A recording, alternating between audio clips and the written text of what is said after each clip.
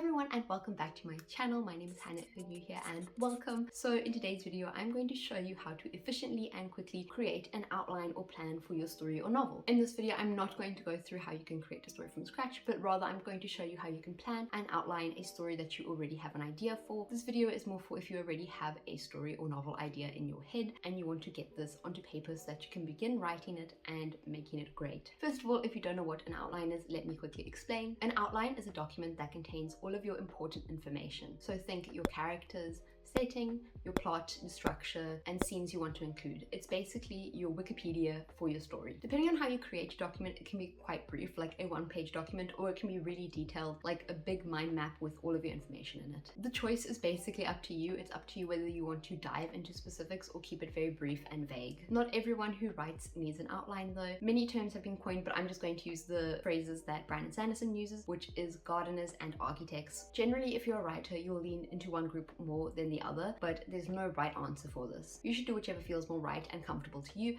It's completely your choice and it depends on who you are as a person. Gardeners are writers who don't make use of an outline. So usually a gardener is someone who comes up with a story idea. They either have characters or a setting already predetermined in their head and they just start writing. They don't need an outline. They find that creating an outline usually kills the fun and creative process. Basically, gardeners come up with an idea. They already have a few key plot points or characters in their head already and they just start writing. Gardeners find that outlining can sometimes kill the fun of writing. Some notable gardeners are George R. R. Martin and Stephen King. And on the other side of the camp, we have architects who are writers that create an outline before they begin writing and they take a much more planned approach to writing, which means that you've already planned out your characters, you've planned where your plot's going to go, and you've also planned out all of the necessary steps and how you're going to write it. Famous examples of architect writers are Brandon Sanderson and J.K. Rowling. This video will be more useful to people who are architects because obviously this video is about creating an outline, and if you yourself are a gardener writer, then an outline isn't going to help you write. It'll actually probably do the opposite and actually hinder you. Don't worry, if you don't know what group you fall into, I would recommend trying both. So just watch this video, see if you do enjoy outlining. Most of us tend to lean into one or the other, but sometimes you can be a blend of the two,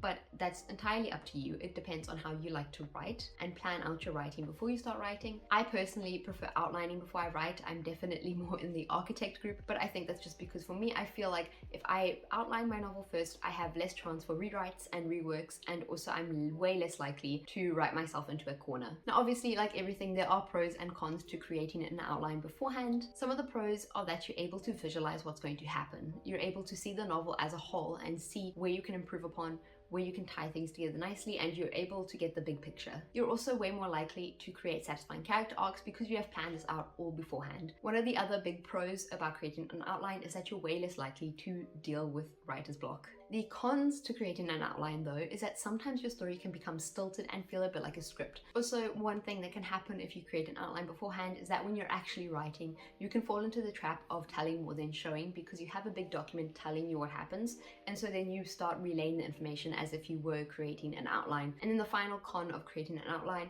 is that if you outline your whole plot but you haven't made characters that feel like they fit the plot, sometimes your characters' choices can feel inauthentic and like they're forced to follow a script. Now with that all out the way, I'm going to dive into two ways that you can really create a great and solid outline for your story or novel. If you hear any banging in this video, just ignore it because today is filming day for me, but it's also apparently roof maintenance day, so that's a bit unfortunate. Okay, so I've got my laptop here with me and I'm basically just going to take you through a few different ways in which you can create an outline and plot and plan your story or novel idea. So the first way that I'm going to take you through is just by creating a mind map. There are a lot of different programs that you can use when creating a mind map, but for today's video I am partnering with Scrintal to show you how you can create a easy to use and easy to follow mind map for all of your planning and organization needs. Scrintal is a mind mapping, productivity and note-taking tool that does really lend itself beautifully to writing, especially if you're someone who works better visually. So let's jump right into it and let me show you how you can take a blank board like this and turn it into something like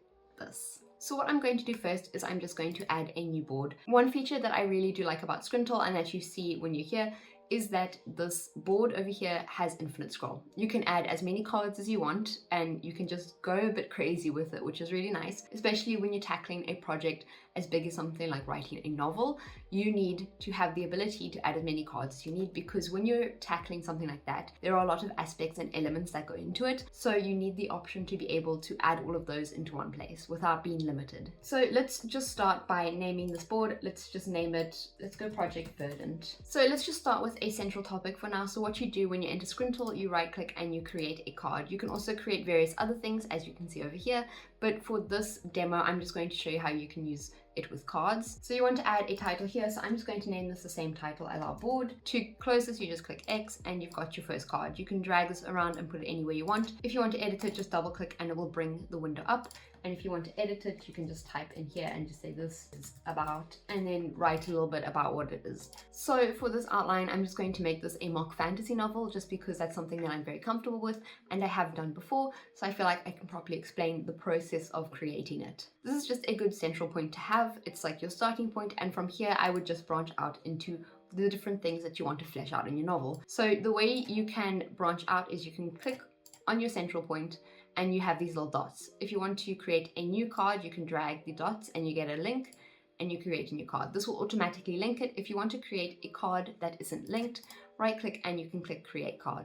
But for this, I want all of my cards to be linked because we're all part of this big central idea. So I'm going to name this characters. I'm also going to branch off into plot and world building. If you're not doing a fantasy novel, then I would rather call world building setting. Now that we've got the main basis of our outline, then what I would do is I would just dive into these categories, each just a little bit deeper. So for characters, I will branch off, let's say 3 new branches, and then I would go through and rename them main characters, secondary characters, and minor characters. Okay, now that we've got that, I think you can start to visualize what this is going to be a little bit better. I'm going to go and just add subheadings for all of my main headings really quickly, and you can just see basically I'm doing the same process over and over again. For me, it's easy to just drag and drop here because I do know what I want to link.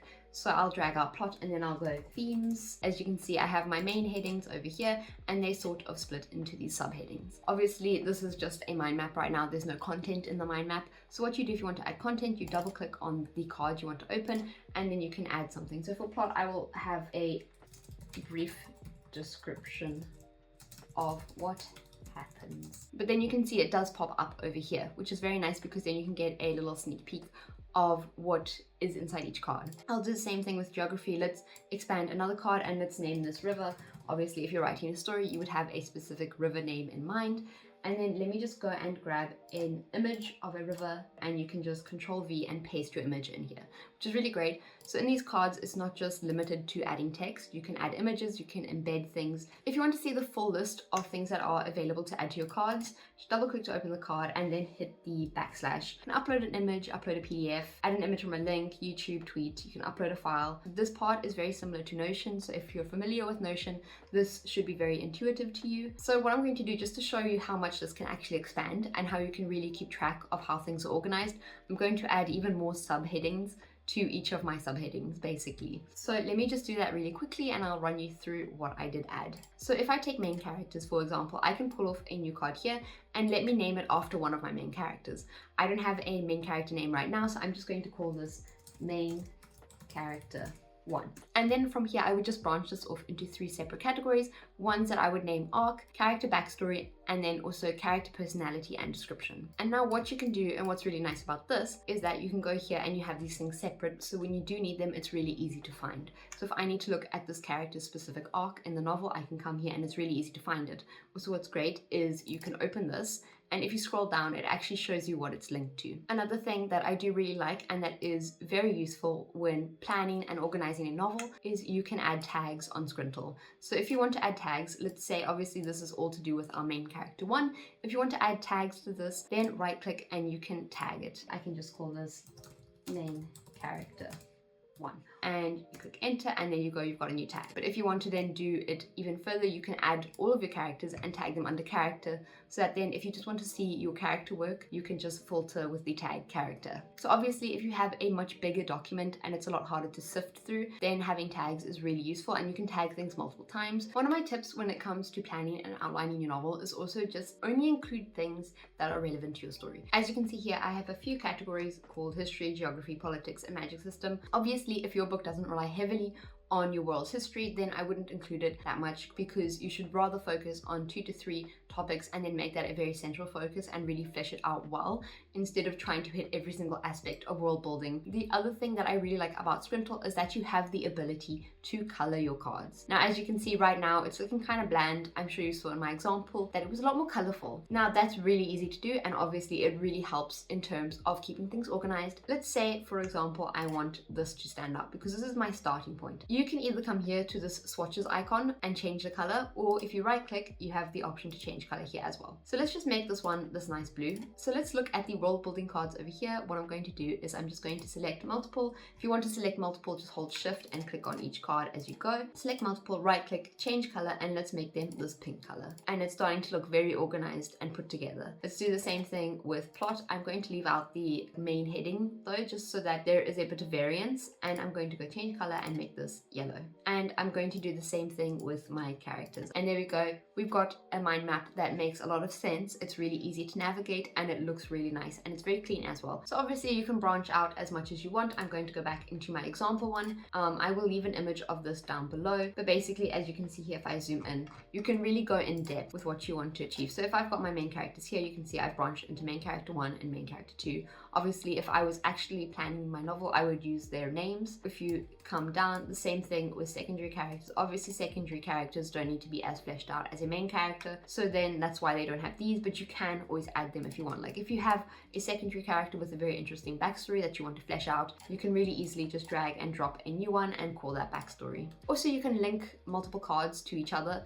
So let's say I have this canyon here in my geography, but it's also a magical canyon. I can easily come and drag that, and then you see this card has 2 links. So if I go magic system, if you scroll down, it also has the canyon, so you know, okay, the canyon has magical properties, let's say. So if you're into writing, or even just looking for a way to store and organize all of your thoughts, I would highly recommend Scrintal. It's a really great way to organize and plan things, especially if you're a visual learner. The community also for Scrintal is very active, since they're a fairly new application. It's always updating. They're always taking feedback from the community. Scrintal has also given me a code for you guys. So if you want to get 50% off Scrintal Personal Pro, the link will be in the description below. And if you use the link listed in the description below, it should be automatically applied. But if it isn't, the code is HEART50, and you put that into your purchase and you will get 50% off. The promotion is only valid for the next 4 weeks, so if you are interested in getting Scrintal, then act fast, because 4 weeks goes by very quickly. So the second way that you can outline your novel is by creating a large document. It's usually bulleted, and basically it has all of your information in it that you need. This is the method that Brandon Sanderson uses. It's also the method that I used when I outlined my novel. I found it to work the best for me, but I'm going to take you through it and just how you can do it.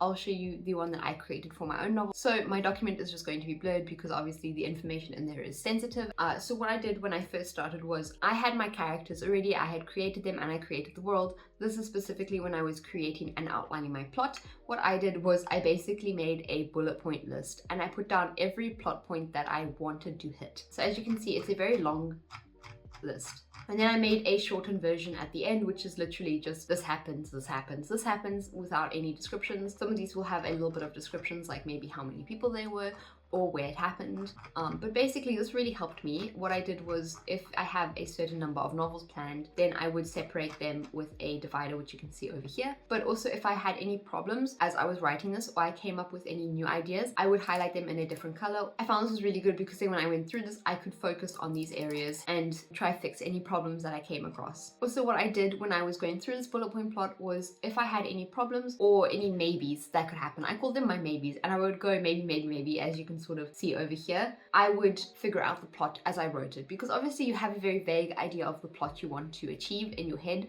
and then when you start writing it out, you realize that there are different ways that this can happen. So I would put maybes in, and I would highlight them just so that when I did go through this, I could see any areas that might have needed a bit more work or could have gone in a different direction. Once I had finished my bullet point plot, that's just what I called it, then I went and I did what I called my chapter roughing. I basically split it up chapter by chapter. So as you can see, chapter 1, this is where I got a bit more detailed. I sort of included goals that I wanted each chapter to achieve, because obviously everything you put in your book does need to be in there for a reason. Basically what I did was I would take my bullet point plot and I would shove it into this document, and then I would separate the bullet points into chapters, or what I would think would work well as chapters, and then I would flesh it out a bit more. I would set the scene, I would set what the characters might say, how they would feel, basically all of that stuff. And then I would take this, and this is what I used when I started properly writing my first draft. It was very helpful. I never felt like I had writer's block. I never felt like I didn't know what I was doing. And because I had already fleshed out the story so well, it just flowed really easily for me. But I'm going to show you one that's not blurry of a way that you can outline. So I used Notion when I outlined my own novel, but for today's video, I'm just going to use Word because Word is another very viable option if you want to go in plan and outline your novel. So this one here specifically is based off of the way Brandon Sanderson outlined for Skyward. He made his document available online, so if you want to go find it, I'm sure it's very easy to find online. Otherwise, I'll leave a link to it in the description below so you can see his, which is his actual outlining process of Skyward. But I'll also leave the link to this document in the description below. This one is more of like a base. There are things filled out on this, but they're just examples. They're all just text that I've taken from Fantasy Name Generator just so that it looks more full and you can easily see how it's supposed to look. But I can upload a blank one for you guys to use if you want to just fill it in there. This is going to be very similar to the mind map way, but just in a paragraph form. As you can see, we're working with our three main categories again: our setting and world building, characters, and plot. Those are the three integral parts of any story, and they're the parts that you mainly focus on when you're outlining. Personally, I would save outlining the plot for once you have a good idea of what your characters and setting is going to be. But obviously this is if you have a decent idea of what your plot's going to be. If you have no idea what your plot is, then focus on getting a very solid plot in your head. You don't necessarily have to write it down, but just sort of know what you do want to happen, because then you can create a world and characters that allow the plot to happen. If you create this whole plot and then only at the end create characters, you can sometimes fall into a trap of making these characters feel like they're not making authentic choices because they're stuck to a script almost. For me personally, when I outlined my own novel, I already had a very decent understanding of my setting and characters and plot, so I sort of hopped between all three as I was writing and planning it. So here we are going to be starting with our setting and world building. Basically, you have these headings. They're toggle headings so that it's easy to close everything if you want. Setting and world building is quite self-explanatory, so just include anything that you want to flesh out a bit more. You can go as detailed or as not detailed as you want. It's up to you. This is your own document. It's what helps you. But for setting and world building, just include the crucial parts of your story. So for this example, I had setting one, which is just like a castle, which I wanted to write a bit more about. If religion plays a big part in your story, you would include it and describe what the religion's about, how it could affect the story, if there's any ties with the main character and said religion. Nation, if you want to describe any nations, basically this becomes like your Wikipedia for your novel. So anything that you need to come back to and reference will be in here. Character outlining is very similar to what I went through in the mind map. It just doesn't have as many subheadings. If subheadings work better for you, then add them. This is your document. Again, do whatever you want. But the things to include is obviously a personality and physical description of your character, any backstory or history of theirs that you feel like is relevant to the story, and then also their arc. Their arc is probably the most important thing about your character, so take this time to really flesh out and make sure that any prominent character is given an arc. This is what they were like at the beginning, and this is what I want them to end up like. And you don't have to do it for every single character in your story. Do it for all your main characters. You would want them to have arcs, whether they're good or bad arcs, and then a handful of side characters can also be given smaller arcs. You need at least one arc for your main characters, otherwise their story is going to feel flat and fall short. Go further down the list, the descriptions can become shorter and less in depth. We don't need to know as much about our secondary characters, but this is always a good place for you to come back if you're confused. So really include things that you're going to be referencing in your story. If you're going to reference their eye color or their hair, then reference that in here as well, so that you never hit this point when you're writing where you suddenly realize like, wait, I don't remember what the character's eye colors were. That will never happen if you have this big document with all of this information in it. And minor characters, we have them over here as well, so they're easy to get to. Also, because sometimes if you have minor characters with difficult names, you might start spelling them wrong halfway through, and then when you're editing, you're going to have to make sure that they're all spelled the same way. And then lastly, plot. This is just where you put in your plot. Obviously, you need your 3-act structure, but you also want a resolution, so include all of this. You can do bullet points, you can do long paragraphs with breaks. It's literally up to whatever's easier for you to read through. For me, that was just bullet points, and you saw how I did my one. Try different things out and see how it works. There is also a third way you can outline, which is where you start with the ending of your novel in mind and you basically work backwards. This can really help if you want to create a very satisfying ending to a story, but I have never worked with it before, so I'm not going to be the best in terms of giving you advice on how to do this way. But these two ways I think are very foolproof, and it's easy to find things. Things are organized, especially this method because you've got the toggle headings. It's easy to find everything and see them all here and hop between them like this. This is something that I would highly recommend using the navigation pane and headings. Otherwise, you're just going to be scrolling for a very long amount of time, because I know Brandon Sanderson's Skyward document was about 22 pages long. And these are big pages, they're not the small pages. This is a lifesaver. Or use a program like Notion where it's easy to do this as well. So that's it for me at my desk. If you have any questions or any other ways you outline your own novel, if you found any ways that work for you, then leave them in the comments below. I would love to hear. All of these documents will be linked in the description below. Also, don't forget about the offer for Scrintal. That will also be linked in the description below. If you have any questions about any of the things that I've shown you in this video, then just leave them in the comments below. I will always try and help you guys out with that. But yes, that's it for this video. I'm going to cut to outro, Hannah, now.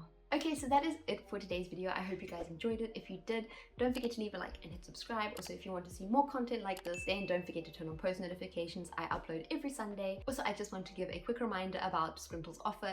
The link to it will be in the description below, but it's 50% off their Scrintal Personal Pro. The discount code should be automatically applied if you follow the link in the description, but if it isn't, it's HART50. It's HART50, and you get 50% off their Personal Pro. Go and check them out if you're interested. So the first